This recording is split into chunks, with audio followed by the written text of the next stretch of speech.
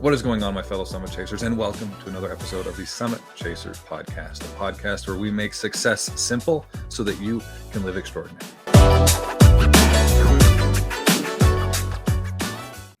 What is going on, my fellow Summit Chasers? And this is an understatement. I'm over the fucking moon for our guest today, and I'm not going to draw out this intro for too long, but I will say this. We have one of, if not the, one of my favorite authors of all time on today, and I will tell you why. Now, I'll say that there are some amazing authors and amazing books that I have read. I'm an avid reader. A lot of you know that follow a lot of our content. We have Jim Collins, Ray Dalio, Patrick Lencioni, Steve Magnus, Malcolm Gladwell, Seth Godin, and honestly, that's barely scratching the surface. The list goes on, and they're all great. But I think I can sum up in a few quotes from his newest book, Lean Marketing, why he is one of my all-time favorites. And for those of you that have the book, if you want to flip to page 247, we can read along together here. So this is in reference to different content platforms, different social media platforms. On Instagram, it's influencers, fitness junkies, and yoga moms. You'll see arty photos of overnight oats sprinkled with blueberries and lots of talk of self-love. In parentheses, I'm still unsure what self-love is or if it's PG-13. Everything is airbrushed, and life is a carefully curated highlight reel. Everyone seems to be having incredible experiences and is #blessed. Now, one other quote that I guess that wasn't really a quote. I was just reading the book to you at this point. I'll go to the back, and it's at his About Author section. And it says, "Thanks for reading. This is the bit where I'm supposed to tell you how awesome I am. It's usually written in the third person, which is kind of weird, so I won't do that. I think people read about pages and author bios for two reasons. They want to know, is this person credible? And what can they do for me? With that in mind, here's a bunch of business stuff that I've done and I'm proud of." And then he basically just copy and pasted what's in his about on LinkedIn. He is authentic, bold, and honest, best-selling author of The One-Page Marketing Plan, and author of his new book, Lean Marketing, that I just so eloquently read for you. And as our catchphrase goes at Summit Chasers, we make business simple so you can live extraordinary. He makes marketing simple so you can live extraordinary. Welcome to the show, Mr. Allan Dib. How you doing, brother? Hey, Zach. Such a pleasure to be on. Thank you for that very, very kind introduction. It was not kind enough. And if I told you how long I actually wrote that out and prepared it, you would probably just log off right now. It was way too long. But I really appreciate you being here, my friend. And I know in some of these podcasts, usually they start out by saying, hey, can you tell me a little bit about yourself? But in your case, people can Google you and find out everything they need to know. Except I didn't do that because I didn't know you were Australian before we jumped on. I am Australian, so Yeah. but I travel to the US often, and I love the US. I was there literally just a couple of weeks ago. I spent a month in the US, in Canada, did some speaking, attended some events. So yeah. And speaking of which, and that's kind of where I wanted to start. So you were recently, like you said, you're in the States and you're at a retreat. And I saw this post on LinkedIn, and you were in the same room with it looked like some amazing authors. Yeah. I don't remember exactly who, and I'm familiar with a few of them, like Amy Porterfield, and I can't remember his name, but the author of the E-Myth was there. So first, how was the event? And how do you prioritize where you put your own personal development and growth amongst everything else you have going on? Yeah. Look, it was an incredible event. We gathered at Donald Miller's house in Nashville. Mike Michalowicz was there, Pat Flynn, Joey Coleman. I mean, the who's who of non-fiction authors. I mean, I was probably the smallest fish there, to be honest. But it was incredible to be in that room. And for 2 days, we were sharing ideas, playing frisbee golf, swimming in Donald Miller's pool. So it was really, really cool. So, but the thing that really the thing that I didn't expect was how little ego everybody had. Everyone just freely shared ideas. Everybody was very open with what they were doing, how they were doing, all of that sort of stuff, which was very, very unexpected. I expected, because these are the most successful authors on the planet, so I expected there to be a lot more ego, a lot more kind of showing off, a lot more posturing and all of that. And really, there was none of that. So I'm incredibly proud of the kind of cohort of authors that I'm part of, and it's really, really cool to share ideas and share each other's work.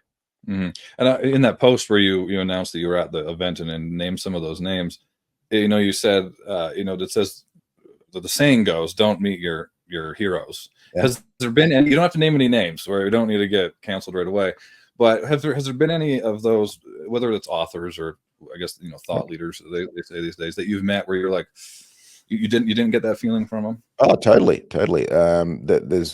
That's happened many times where I've met someone who's, is completely different in real life to the persona that they put on. And look, we all put on a different persona. Like I'm different with you now than I'm with my wife in our lounge room versus how I'm with my friends and all of that. So that's not what I'm talking about. But someone who is just like a polar opposite. So I mean, I've got someone in mind. I won't say their name, but they talk a lot about having a very systemized business and all of that, and in reality their business was just chaos, right? And there are people who talk a lot about wealth or whatever, and they're actually have never made a lot of wealth. So there are a lot of people who uh, talk about something where they don't have a lot of experience, and I don't mean someone who's kind of beginning and they're, hey, I'm the amateur on a journey, follow me on my journey to this. That's totally a legitimate avatar, but it's someone who presents something that they're really not. So yeah, I have come across that several times, Mm. and it's a shame. And look, I'm not here to call anybody out, but yeah, look, I was glad to say that everybody I'd met along my trip, and especially at that event, they were the real deal, and they were very, very good people, generous people. Yeah, so I don't know, maybe it's an author thing. I don't know, maybe it'd be different in the film industry or in some other industries or whatever, but authors seem to be very, very open with each other and very, very cool people. Yeah, I mean, a lot of that I think started when there's like the idea of these shortcuts, like like the quote I just gave you from the book, your book, like the Instagram followers where they're taking pictures of the overnight oats and everything's a highlight reel, and Yeah, then you meet them in real life and they live in their mom's basement sort of thing. Like yeah, we have that ability to take the shortcut now, and people yeah, will take it. I mean, it's just who yeah, we are. totally. Right, for the most part. So I'm going to shift to a more, not that that wasn't positive, but I want to shift more to Sure, focusing sure. on your book, and you're one of the kind of the few experts, I think. I don't want to say few because I don't know everything, obviously, about a lot of the authors and Mm, thought leaders that are kind of ingraining themselves in this concept. But you're really taking the lean methodology and applying it to other domains, right? I think is it Adam Race? I don't know how to pronounce his last name, but he's the lean startup. And then obviously you with the lean marketing and the one-page marketing plan, which is brilliant. Because I've worked with yeah, quite a few now marketing agencies or gurus, and they seem to love to overcomplicate shit with 500 slides. Everything's a different yeah, color, projections, and they're talking to a business owner that if you asked them to define what marketing is, they couldn't yeah. if they needed to. Right. So for you, what was the straw that kind of broke the camel's back, or maybe there was multiple that made you say this needs to be simplified? Yeah, so, I mean, for me, I wrote the first book I wrote was the one-page marketing plan, and I really wrote the book that I wish I had when I was first learning marketing. I was a dead broke IT geek. I was running an IT company, and I needed to figure out how do I get clients in the door, which obviously as a business you need to do. And I struggled for probably a good decade. I went to every seminar, read every book, and I did get value from all of those. I got value from mentors, I got value from books and all of those sorts of things. But there was nothing certainly at the time that could take you from zero to really understanding marketing at a pretty deep level. So I wrote the book that I wish I had, and I think that's resonated with a lot of people. And I made it very, very simple. It's written in very simple language. The concepts are all very simple. The examples are all very simple. Literally at the beginning of the book, I define what is marketing. So we literally assume nothing, because that's who I needed. That's what I needed when I was first starting out. So I wrote it with that very much in mind, and it's resonated with a lot of people. Literally every single day, I get emails from people saying, "Thank you for helping me with the clarity.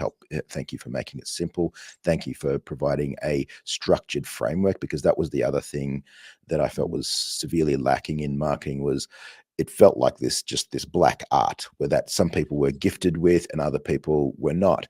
Whereas almost every other discipline, whether it's law, whether it's engineering, whether it's mathematics or whatever, there's a structure, there's a framework. It's all right. We start here, then we do this, then we do that, then we progress to this. And in marketing, it felt like, hey, it's just like this creative thing that some people understand and some people don't. And I Mhm. didn't agree with that. So that's why I put together a structured framework for it. And that's exactly what it is. The one page marketing plan, even with our clients, if they don't, they're so, and I think you said something like this about in your book, the lean marketing, is you get these business owners or founders that have that love affair with their product. So they're almost, they don't even know where to start with marketing. Like, this thing's great and it solves this problem, buy it.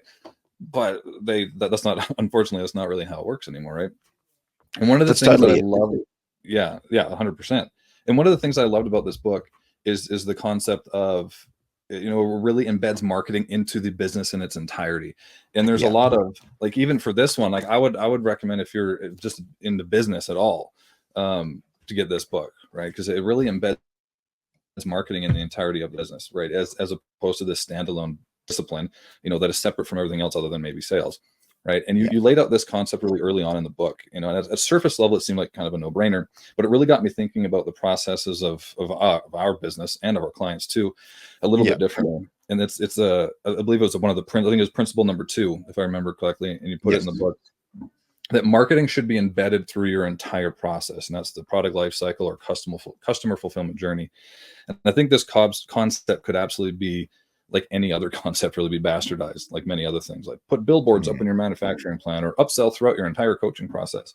So that concept of embedding marketing through your entire fulfillment, the entire process, entire customer journey, could you unpack that concept a bit for us so that it's a little bit more, less likely to be kind of misinterpreted?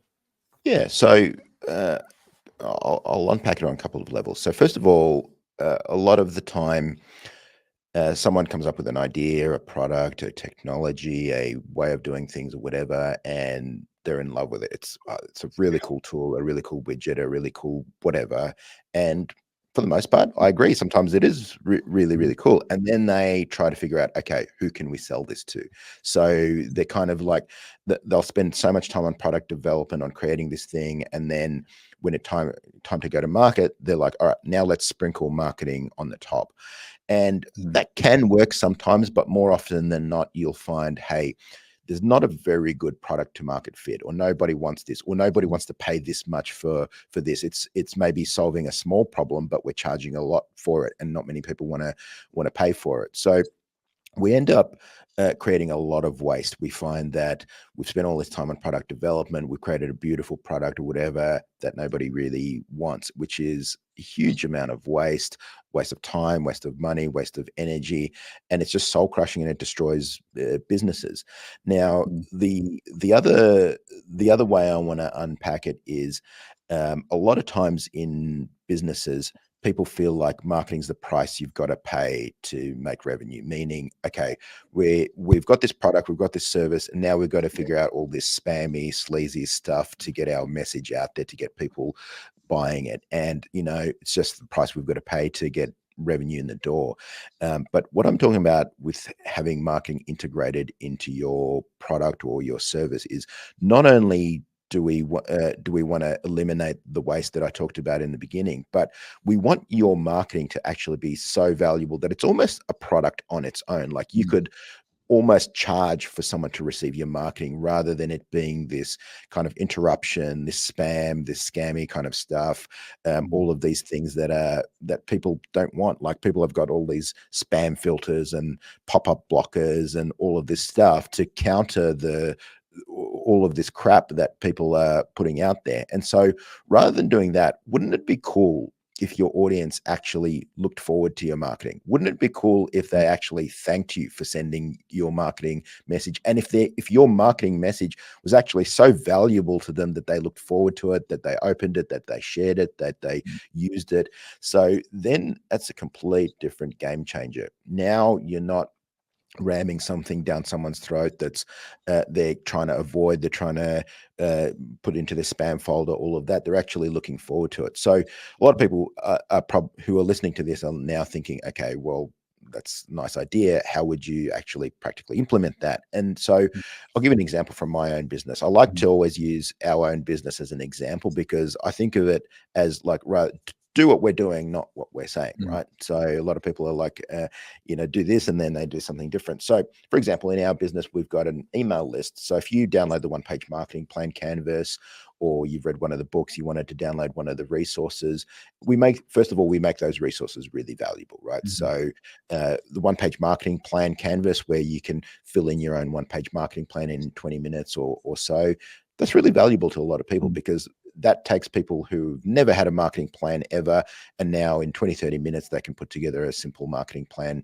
in their business. Now when you download that, you join our email list. Now on our email list, rather than just spamming you with, hey, buy our stuff, this is awesome, all of that sort of stuff, I just start sending you valuable content. Now, you may or may not want to keep subscribed, and that's totally your choice. You may decide, hey, I've got too much email, I don't want to stay subscribed. But twice a week, we send an email that have genuinely useful content. So it's content that I would have potentially in one of my books, or derivative from one of my books, or a new idea or a new case study or something like that.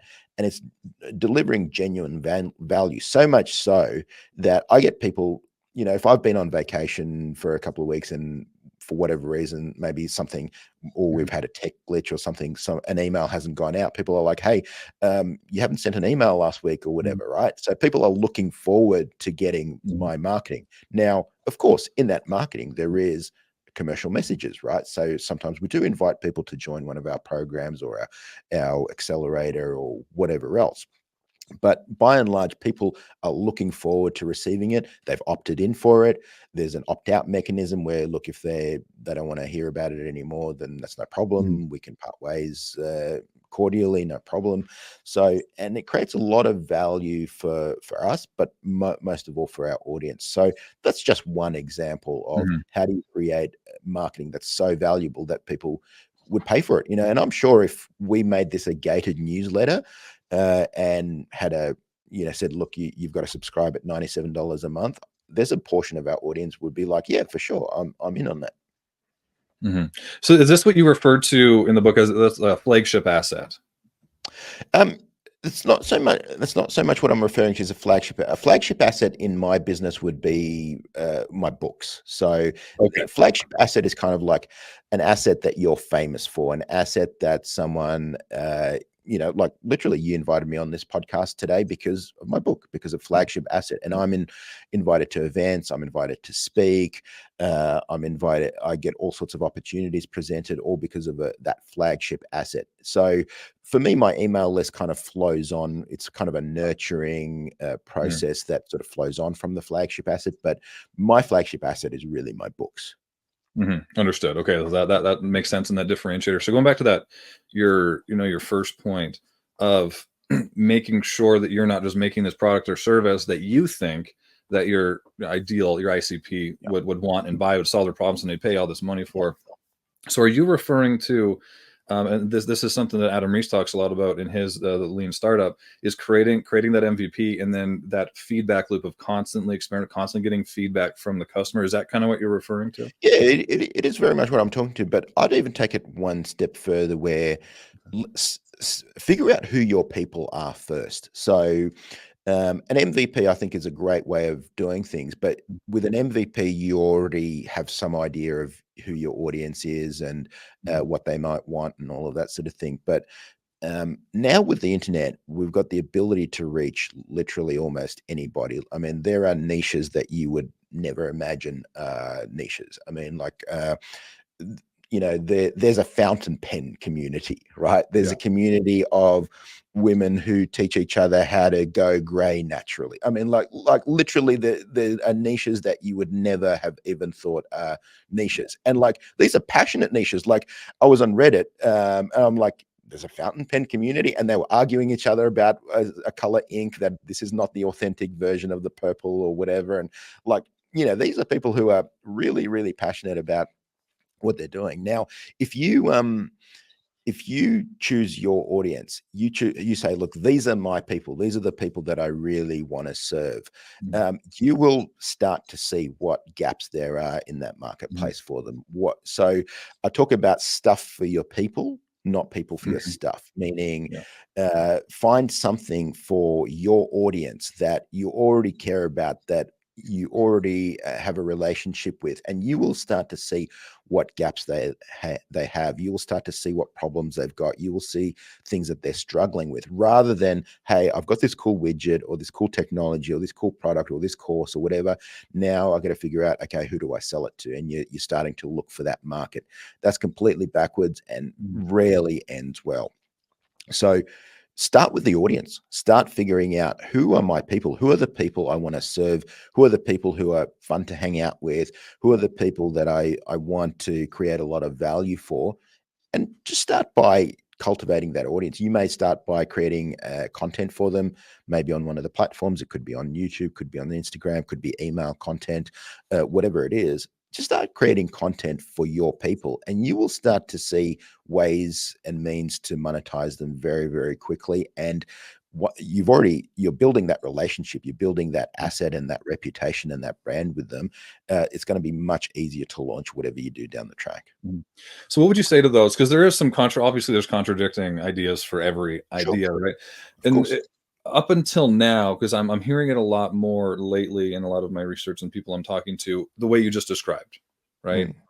Mm, And where how it was kind of explained before, I mean, it still is, right? But it was, find out what you're good at, find a problem that you can solve, find out, what kind of product that you want to make or yeah. whatever it is, and then find the people. So it's almost backwards. So if you're having that, let's say you're having a discussion with somebody who has that concept or that idea ingrained in them, what would your rebuttal to it be?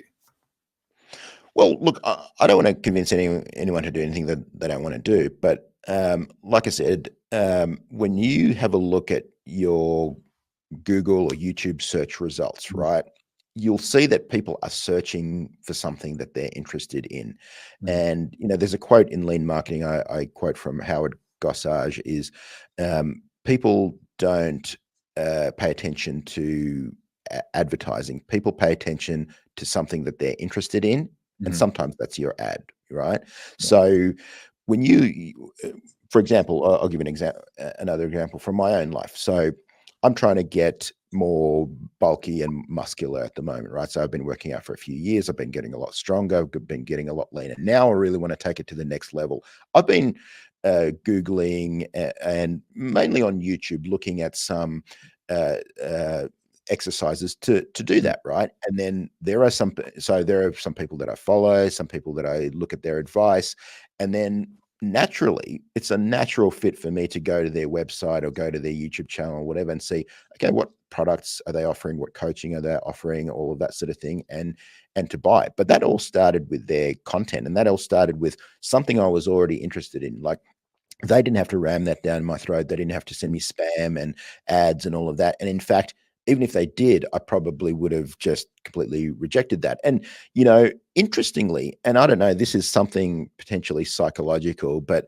I mean, there have been times when I've been literally in the market for a product or service and someone cold emails me some spammy sort of thing for it. And even though I'm right now in market for this product or for this service, I still move it to spam or delete Mhm. it, just because I know this is just a generic message they've copied and pasted and sent to thousands of people.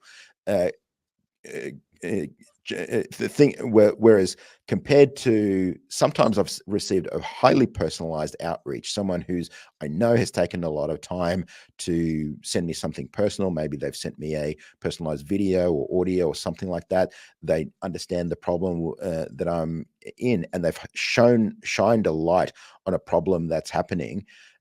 Now, even though I had no intention on spending anything on that, now that they've shined a light on something that's happening in my business or in my life or whatever, I'm much more open to speaking to them, and often that's led to a sale as well. So Mhm. I think the way that people are buying is changing. Mhm. Whereas in the past, the formula used to be, let's run a bunch of ads for average products to average people, and a percentage of them will buy. I think that still does work, but I think its effectiveness is getting less and less, and it's becoming Mhm. uneconomical for a lot of people. So now we want to find who our niche audience is. Who are the people that we want to serve that are really passionate about Mhm. whatever we're doing, and how can we serve them best, and how can we create a lot of value and build that community, because Mhm. more and more people are kind of want to be part of that community of other people. So I'm in a few communities where, hey, I want to get better at whatever XYZ skill or whatever, and it is encouraging to see someone. Oh wow, someone went from being completely stuck to now they're doing this really, really well. Well, if they can do it, I can do it too. So Mhm. it's not only just the person who's leading the community, although they're an important factor, but it's like, wow, if he can do it, I can do it too. And so that's Mhm. highly encouraging as well.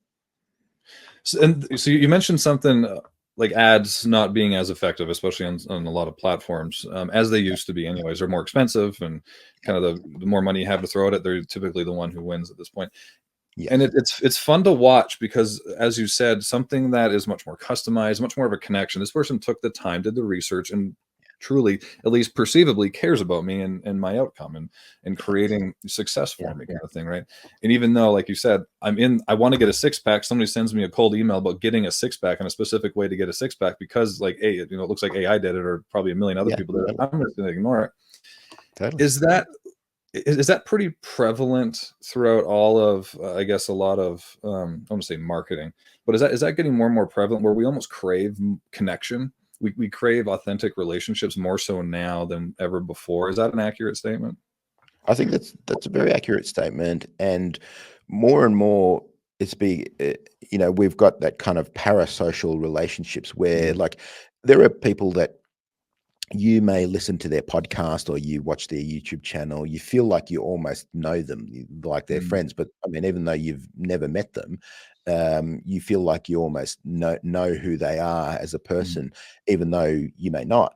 But those are super, super powerful relationships. And, if you're someone whose content people consume, like I'll give you an example. I was talking to a client the other day, and I said, look, someone spends on average maybe 6 hours consuming my book, right? Do you think they're mhm, much more likely to buy from me versus if I ran a 90-second spammy sort of VSL or something like that on Meta or whatever? Well, of course that would be the case. Now, I'm not saying 100% of readers buy my book, not even a small percentage not even a small percentage buy one of our programs, but our cost of customer acquisition is so much lower because we've created an asset that someone loves, that someone shares, that mm, someone talks about, all of those sorts of things, and it provides them genuine value even if they never ever buy any of our programs, and that's totally fine. It's created a lot of value, a lot of buzz, a lot of shareability, and we've put it in this easily accessible package. So our cost of customer acquisition is much lower. The trust level is so much higher because when someone talks to one of our salespeople, they're not like, okay, who are you? What is this? What is mhm, this about? How much is it? They're like, oh, wow, I read Alan's book, loved it, really simplified things for me, clarified things for me. Tell me a bit about the program. How does that all work, right? mm. So it's a completely different type of sale. It's a completely Yeah. different type of relationship. And even if they don't buy, no problem. We can keep connected. There are people who've been on my email list for years and years and years before they ever decided to Mhm, buy. So if 2 years ago, 3 years ago, I said, oh, you're a tie kicker, not going to buy from me, and remove them from our ecosystem, that would have been lost opportunity. There are so many people that they're just not ready right now. They're maybe mhm. ready in 90 days, a year, 6 months, whatever.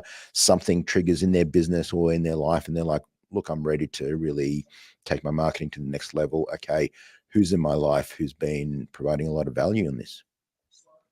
I think that was partly a mic drop moment. I don't want to add anything to that to muddy that, but I do want to move on to a little bit. I don't want to say it's a game, but I do, and you could see in the back end here, I got some quotes from your book that I want to bring up and let you kind of unpack some of them. Now, some of them are going to be good little refreshers on some of the stuff that we have talked about already, so we'll try to get through them quickly. Sure. Give you some of your time back. So, you ready for this? I'm ready. Let's do it. You are. All right. First up, you need to know what your target is really buying. Often the main thing you do isn't the thing that sways the buying decision. I love this quote. I'm excited to hear you kind of unpack it. So a lot of times people think that, let's say I'm an accountant. People buy from me because I'm a better accountant than the other accountant, or people, I'm smarter or whatever. And in fact, I've had this experience as a client of accountants. Mhm, Mostly they're 99% the same because look, they're all working with the same tax code, mhm, and if they're halfway competent, they'll get you the same amount of tax benefits and all of that sort of thing. They often structure the things very similarly because, look, they've all gone to the same accounting schools. They've all graduated the same way. They're working with the same tax code. So the differentiation in the core service that they provide is very little. Now, the reason that I've switched accountants in the past or switched lawyers or whatever has been nothing to do with their technical competence in being an accountant or lawyer or whatever. It's the uncommon stuff. It's the common stuff that they haven't been doing well, like returning a phone call, like being proactive, responding to emails in a timely manner, all of that sort of stuff, which is something that anyone can do, right? So a lot of times the main thing is not the main thing. The main thing is a relative commodity compared to everybody else. But if you can improve the speed at which you operate, if you can improve, reduce the risk at which you operate, if you can remove some of the side effects of whatever it is that you do, then those are compelling selling propositions. So a very, very simple way to charge a lot more for what you do is can be so incredibly simple. It could be, look, I do the same thing as everybody else, but I just do it twice as fast. So, I mean, that is a very compelling proposition. You know, I've worked with web developers and things like that. And, you know, anytime we have to do a rebrand or something, I just want to smash my head against the desk because I know this is going to take months and months of back and forth and following up and all of that sort of thing. So if I was in that process and a web developer said to me, look, I'll do it in 3 weeks, guaranteed, and there's going to be no back and forth. I'm like, sold. Charge me double to do it in half the price, and I am sold, right? And particularly people who are affluent value their time very, very highly. So again, it depends on your target market. If your target market is broke and they don't care about the time involved, well, that's not going to work well. They just care about the cost being low. If it takes longer, it takes longer. So that's why it's so important to really understand your target market and understand your audience. But really, back to that quote, is really often the differentiator is not the core thing you do. It's kind of the things that surround what you do. It's just the stuff on the fringes. That's often what sways the buying decision. No, and I can back that up. A lot of the clients that we work with, they're software developers, and they, you know, we ask them, what makes you different from all the other 500 software developers out there? And it's like, oh, we're really good at what we do. You know, our prices are low and that kind of thing. And then you ask their customers why they buy from you. Well, it's because you answered my email in 30 seconds. That's why. That's exactly it. Sometimes our differentiator is not what we think it is because we're not in the minds of the customers. We're in our own minds. We don't see it similar. And it rarely is. I mean, we do interviews on behalf of our customers. We ask our customers why they're buying from them, and they're almost always surprised. They're like, "Oh, really? Wow! I thought it was because I was such a great, whatever, accountant, lawyer, doctor, butcher, baker, candlestick maker, whatever it was." No, 100%. Is a lot of times it's not even what makes them good isn't even in the forefront of their mind. It's really interesting. So that's one of the reasons I love that quote. All right, this one, I'm not gonna lie, I picked this one a little bit selfishly because this is something I've been bashing over my clients' heads and our ICPs' heads for a long time. So I figured if they heard it from you, maybe they'd get it a little bit better or hear from a different voice. But if you don't master onboarding, you won't ever have to worry about scale. You will need to worry about survival. Yeah, 100% agree. So many times people have a really good front end funnel or sales process or whatever, and the onboarding is what just completely lets them down.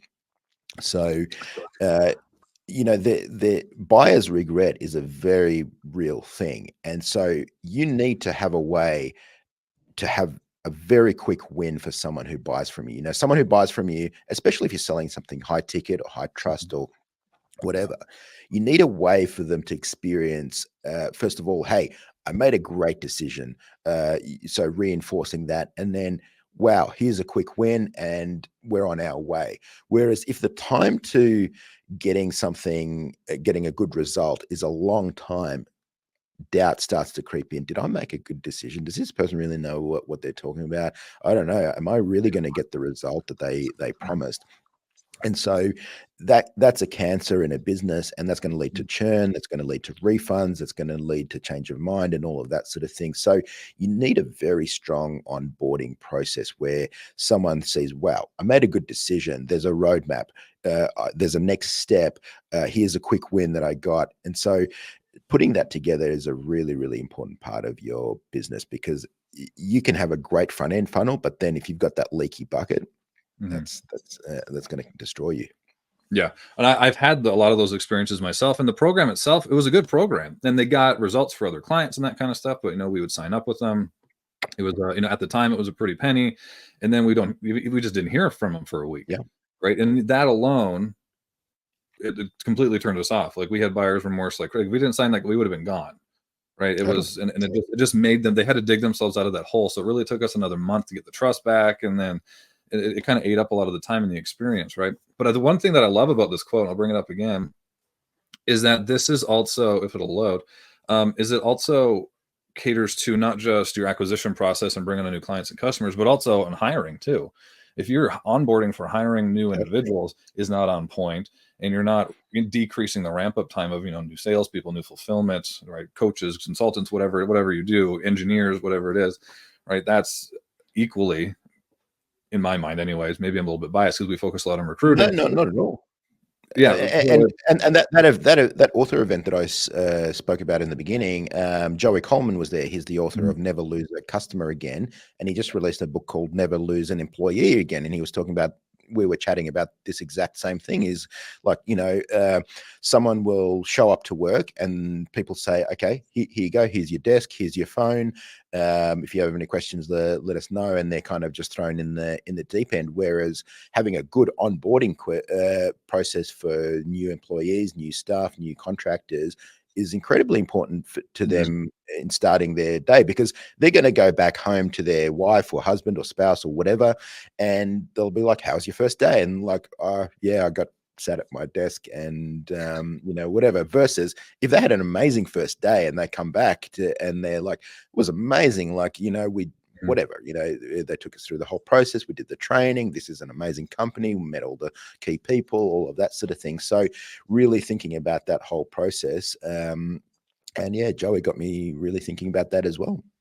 Yeah, no, it's huge. It's absolutely huge. And then you get the rebuttals. Well, if you hired the right people, you wouldn't need to train them as much up front and that kind of thing. Well, okay, they could have been great at another company, but they're not great at yours and trying to achieve the specific things you want them to achieve. And if you don't know what that is, you didn't define it clear enough when you hired them in the first place. So it's well, the other thing about that is people talk about hiring A players, and I 100% agree, but A players are highly contextual. So someone can be an A player at this company and then be a B or C player at this company. So it's not that the person is an A player wherever they go. I mean, some people maybe bring that, but again, it's going to be dependent on the context as well. So a lot of times someone may be an A or A player at another company and become a B player at your company because they're just not a good fit, and they're not, you don't have the same resources, processes, and things like that they're used to, that they need to get the job done. So often it just doesn't translate, and I mean, how many times have we seen where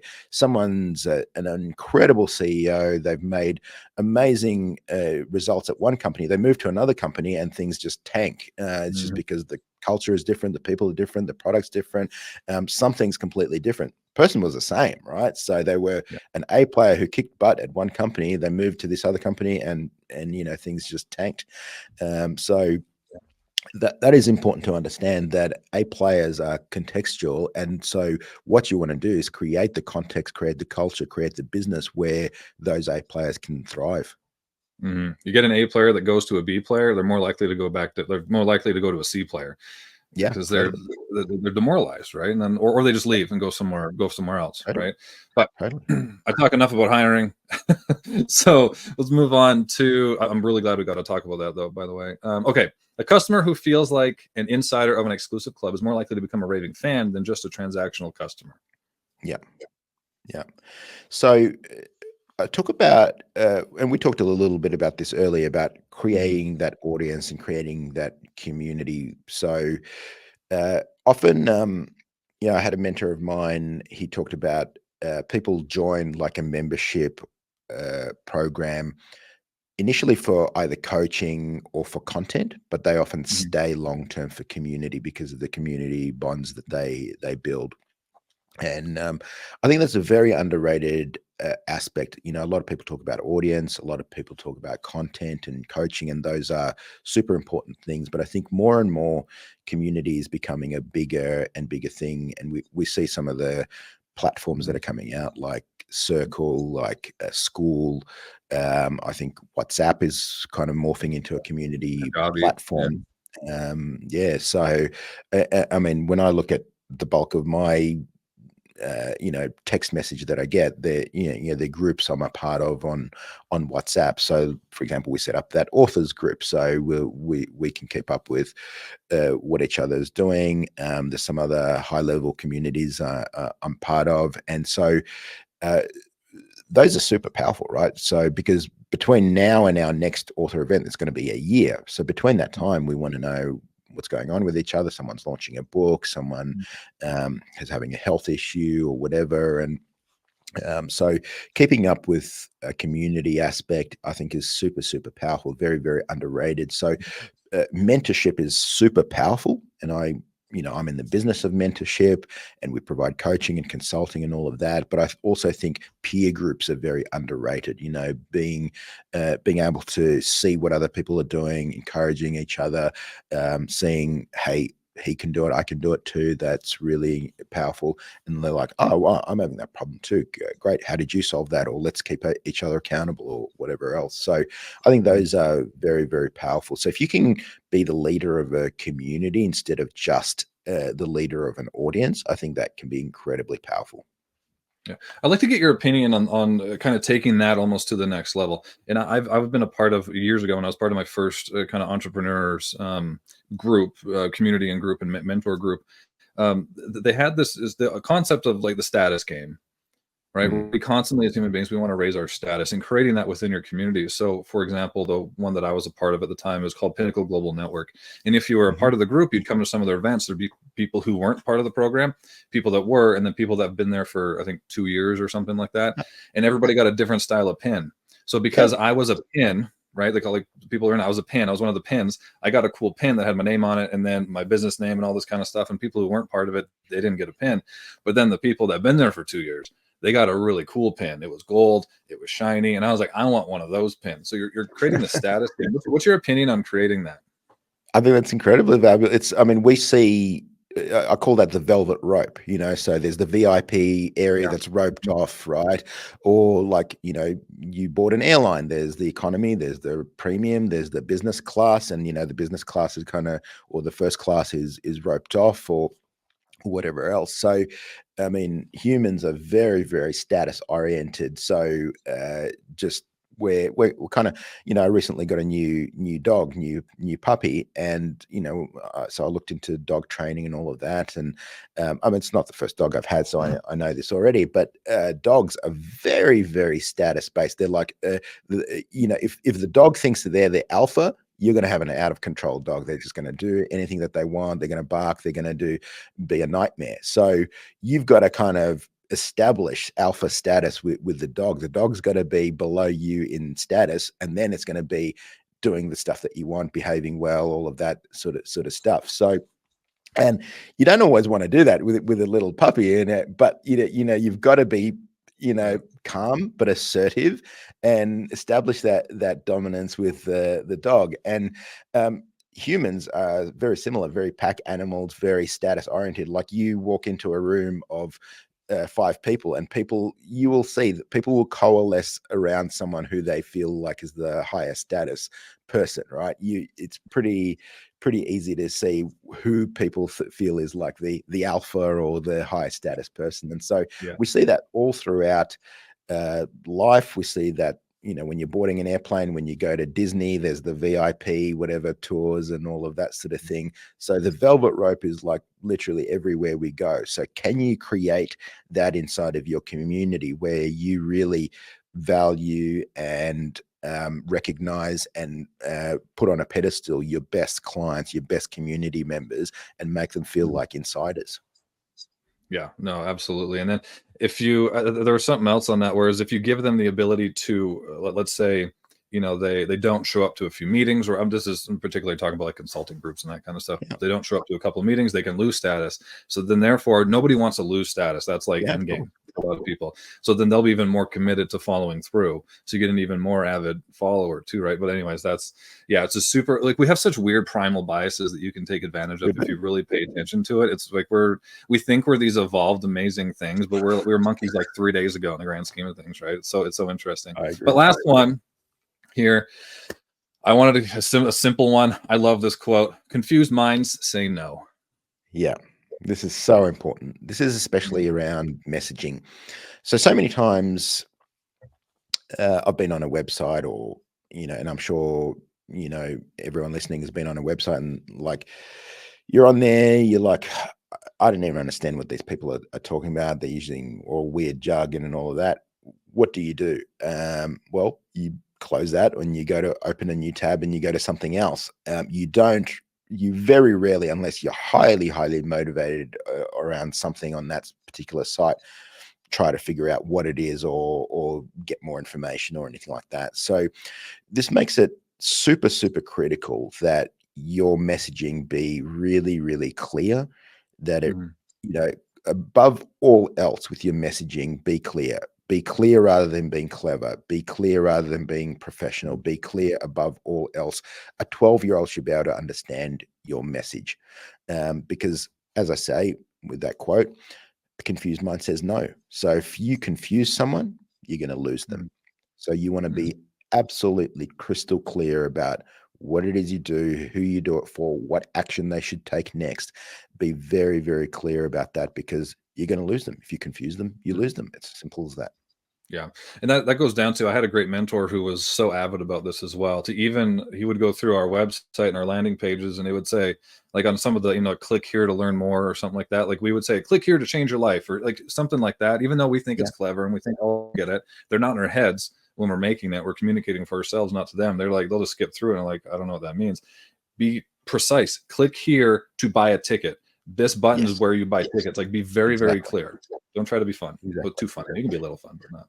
Well, exactly. Because, I mean, we might spend hours and hours crafting our page and think, this is obvious. Someone else spends seconds on it. They're like, I don't really know what this is. Okay, next, Well, and that goes back to kind of what we were talking about earlier, where understanding what our clients are buying and what's important to them, as opposed to what we think is great about what we do.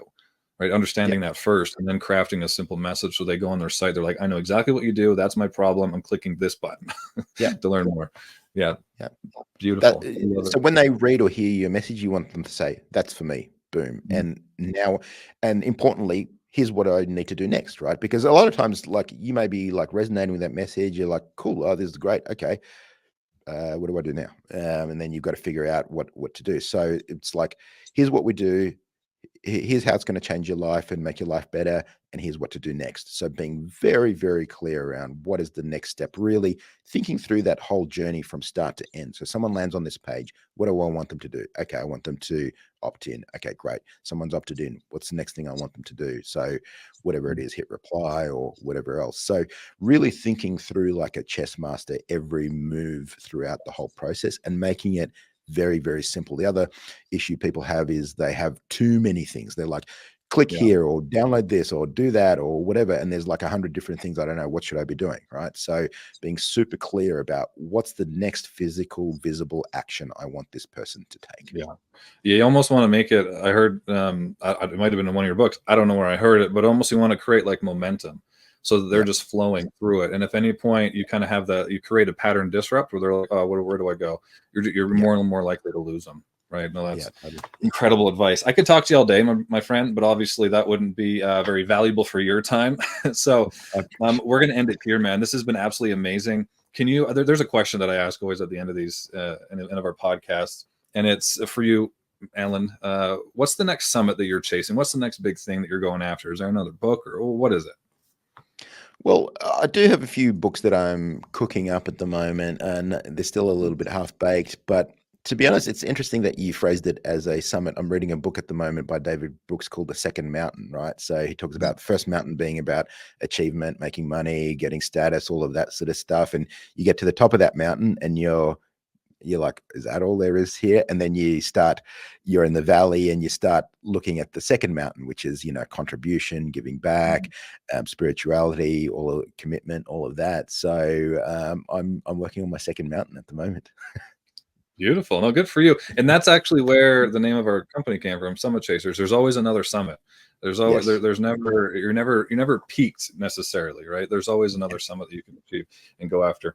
But again, I appreciate you big time. Where can everybody find you? It's probably pretty obvious, but where's the best place for people to go if they want to get more information about what's in your books and how they could work with you? Yeah, so my books are wherever books are sold. Amazon. A lot of people love listening to the book on Audible. And my website is leanmarketing.com. You can download the one-page marketing plan canvas for free there. You feel free to join my email list. We email twice a week with really great marketing tips and business ideas. And I can attest I'm on the list. It's pretty great. So again, thank you so much, my brother. This has been absolutely amazing. And I agree with you. Don't be afraid to meet your heroes. But until next time, everybody, keep chasing your next summit.